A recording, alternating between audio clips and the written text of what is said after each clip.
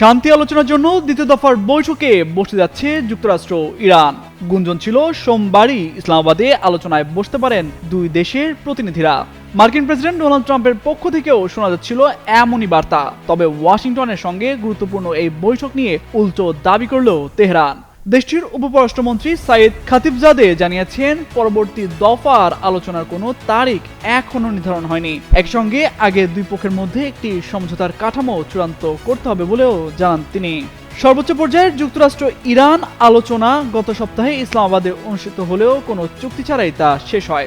বাংলাদেশের প্রথম 5D AI inverter যুক্ত সর্বোচ্চ বিদ্যুৎ সাশ্রয়ী যমুনা এয়ার কন্ডিশনার।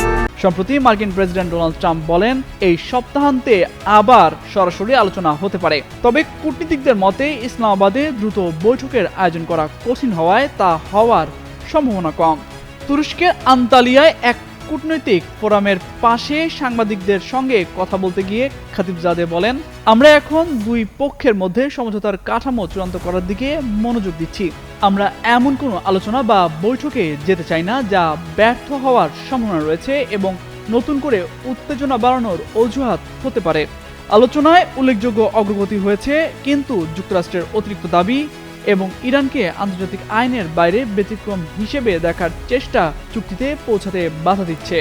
এদিকে পাকিস্তানের প্রধানমন্ত্রী শাহবাজ শরীফ ও সেনাপ্রধান ফিল্ড মার্শাল আসিম মুনির যুদ্ধ বন্ধে কূটনৈতিক প্রচেষ্টা চালিয়েছেন।